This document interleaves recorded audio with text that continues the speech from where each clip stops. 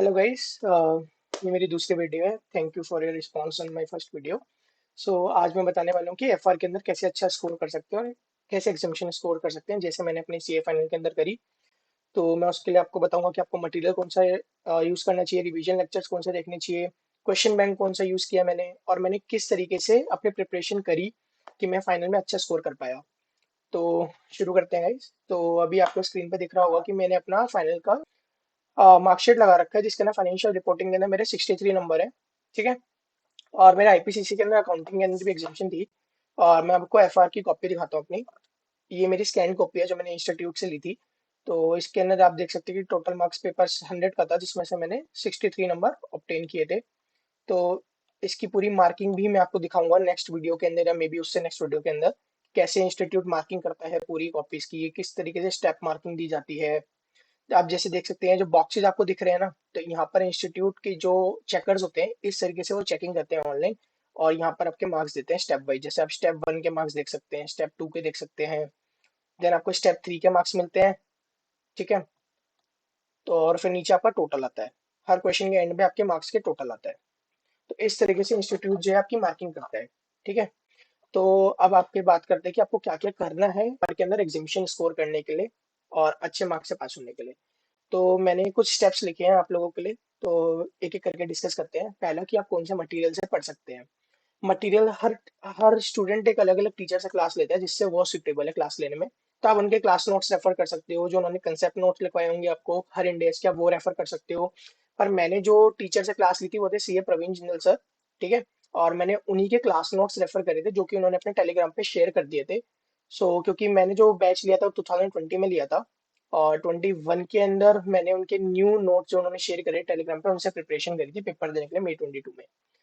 तो वो आपको टेलीग्राम चैनल पे मिल जाएंगे, उनके कलरफुल नोट्स है, मैं उनका डिस्क्रिप्शन में लिंक दे दूंगा आपको। सेकंड चीज जो मैंने क्वेश्चन बैंक रेफर किया, मैंने प्रवीण जिंदल सर से क्लास तो ली थी बट मैंने इनके क्वेश्चंस रेफर नहीं करे। और उसका एक सबसे बड़ा मेजर रीजन ये है कि हर टीचर ने, ज्यादातर टीचर्स ने एफआर के एक एक इंडेक्स के अंदर 100 100 150 क्वेश्चन दे रखे हैं, कि ये पॉसिबल नहीं होता है एक स्टूडेंट के लिए कवर करना ड्यूरिंग देयर रिविजन। ठीक है। तो अगर मैंने अजय अग्रवाल सर के क्वेश्चन बैंक इसलिए रेफर किया क्योंकि उसके अंदर हर इंडेक्स के अंदर अराउंड 50 to 60 क्वेश्चंस है इंपॉर्टेंट इंडेक्स के अंदर। और अगर जो नॉर्मल इंडेक्स है जो लेस इंपॉर्टेंट है या फिर इतना कॉम्प्लेक्स नहीं होते, कॉम्प्लिकेटेड नहीं होते, उसके अंदर 20 25 क्वेश्चंस मैक्स है। तो और हर क्वेश्चन के अंदर एक क्वालिटी है, मतलब हर क्वेश्चन के अंदर अपना एक कंसेप्ट टेस्ट हो रहा है। ऐसा नहीं है कि अगर मैंने फिफ्थ क्वेश्चन जो करा है वही same to same six question है। क्वेश्चन रिपीटिशन में नहीं है। हर क्वेश्चन के अंदर एक नया कंसेप्ट टेस्ट हो रहा है और नई डिफिकल्टी है। तो क्या होता है, आईसीए के लेवल के क्वेश्चंस अगर आप प्रिपेयर करते हो ना क्वेश्चन बैंक से, तो आपको पेपर के अंदर बहुत हेल्प रहती है, यूजफुल रहता है। तो मैंने वो क्वेश्चन बैंक यूज किया था। थर्ड, मैंने रिवीजन लेक्चर देखे थे दो टीचर के, अजय अग्रवाल सर के भी देखे थे एंड मैंने जिंदल सर के भी देखे थे। अजय अग्रवाल सर के मैंने 90% ऑफ द रिवीजन लेक्चर्स मैंने अजय अग्रवाल सर के देखे थे।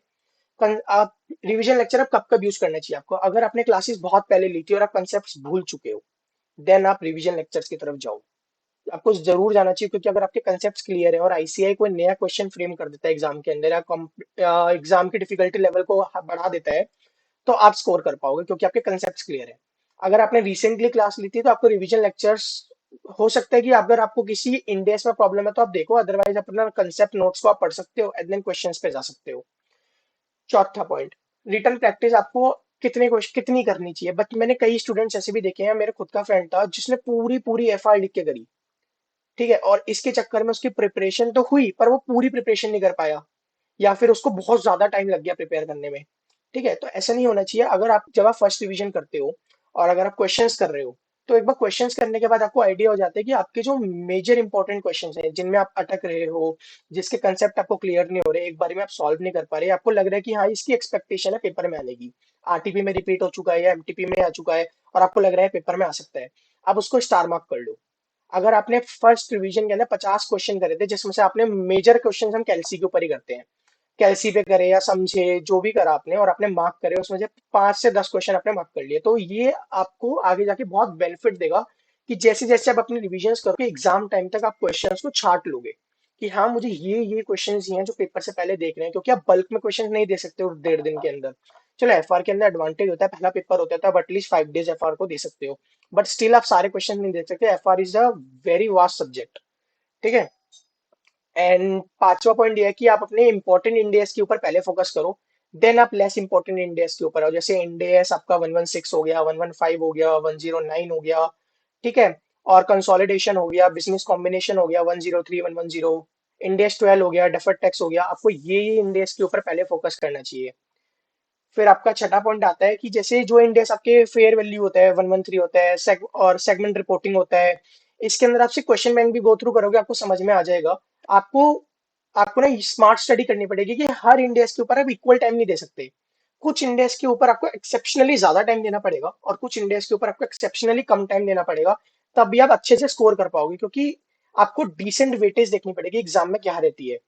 आपको एबीसी एनालिसिस देखना पड़ेगा, उसके बेसिस पे मैं ये नहीं कहता एबीसी एनालिसिस फॉलो करो। अगर आपके पास टाइम है तो 100% कोर्स करके जाओ, एंड वो आपके लिए बहुत बेनिफिशियल रहेगा। मैंने भी वही किया था। क्योंकि ऐसे जो इंडेक्स होते हैं ना 113, 108, इसमें आईसीआई क्या करता है, डायरेक्ट क्वेश्चन कॉपी पेस्ट करता है पिछले वाले। और आप स्कैन कॉपीज देख सकते हो यूट्यूब के ऊपर, जो बच्चों की डली हुई हैं। और उससे आप आईसीआई का चेकिंग पैटर्न देख सकते हो कि आईसीआई का चेकिंग पैटर्न क्या है, बच्चों का नंबर देने का स्टेप मार्किंग कैसे होती है। और उसको देख के आप हेल्प ले सकते हो कि मुझे कैसे प्रिपेयर करना है। जैसे मेरी जो एफआर की कॉपी है, मैं आप लोगों को अगली वीडियो में वो दिखाऊंगा कि आईसीआई के आप जो आंसर लिख के आते हो, आईसीआई इसके ऊपर मार्किंग कैसे करता है, आप क्या स्टेप्स लिख के आते हो, देन उसके ऊपर कितने मार्क्स आपको आईसीआई देता है। उस बेसिस पे आप डिसाइड कर सकते हो कि मैं जो लिख रहा हूँ और जो आईसीआई मांग रहा है क्या वो सेम है, क्या मुझे इस पे नंबर मिलेंगे। तो ये जो 7 पॉइंट है ना, मेरे हिसाब से मोर देन इनफ है एफआर के लिए, क्योंकि इसमें सब कुछ कवर है। जैसे आपका मटेरियल कौन सा होना चाहिए, ठीक है। दूसरा पॉइंट, आपको क्वेश्चन बैंक कौन सा रेफर करना चाहिए, आपको रिवीजन लेक्चर्स कब देखने चाहिए और देखने भी चाहिए नहीं देखने चाहिए, आपको रिटर्न प्रैक्टिस कितनी करनी चाहिए, क्योंकि सबसे ज्यादा डाउट जो बच्चों को आता है कि रिटर्न प्रैक्टिस करे या ना करे, और करे तो कितनी करे। पांचवा पॉइंट, प्रायोरिटी क्या होनी चाहिए हमारी इंडेक्स की। मैं अपनी प्रायोरिटी भी शेयर कर दूंगा आप लोगों के संग, मैंने किस पैटर्न में इंडेक्स को फॉलो किए थे उस लास्ट वाले डेज के अंदर भी और रिवीजन में भी। एंड किस इंडेक्स पे कितना टाइम देना चाहिए। जैसे कुछ इंडेक्स जो लेस इंपॉर्टेंट होते हैं या सिंपल होते हैं, जैसे इंडेक्स 40 हो गया, इन्वेस्टमेंट प्रॉपर्टी हो गया आपका, वो इजी इंडेक्स होते हैं आपके, जो आपको पढ़ते ही समझ में आ जाते हैं। एग्रीकल्चर हो गया, बायोलॉजिकल हो गया, तो इन सबको आप कम टाइम दो, इनको इक्वल टाइम नहीं देना आपको। कंसेप्ट नोट्स पढ़े एंड देन क्वेश्चन देख लिए एक दो। और फिर सबसे मेन चीज कि आपको आंसर लिखना कैसे है, या फिर आपको आईसीआई के चेकर्स के संग खेलना कैसे है। तो आप उसके लिए यूट्यूब पे कॉपीज देख सकते हो, स्कैन कॉपीज बहुत बच्चों ने और बहुत टीचरों ने डाली हुई है, और मैं भी डाल दूंगा अपनी कॉपी। तो आप उसमें से देख सकते हो, जिससे आपको एक फेयर आइडिया हो जाएगा कि आईसीआई चेक कैसे करता है, ठीक है। तो बाकी अगर आपको कोई भी डाउट है, कुछ भी आपको मेरे से पूछना है, मैं आपकी किसी भी चीज में हेल्प कर सकता हूँ, आप मुझे कमेंट सेक्शन में बता सकते हो, और मैं जरूर आपका रिप्लाई करूंगा। थैंक यू गाइज, अगर आपको ये वीडियो पसंद आई हो तो लाइक करें, सब्सक्राइब करें। All the best.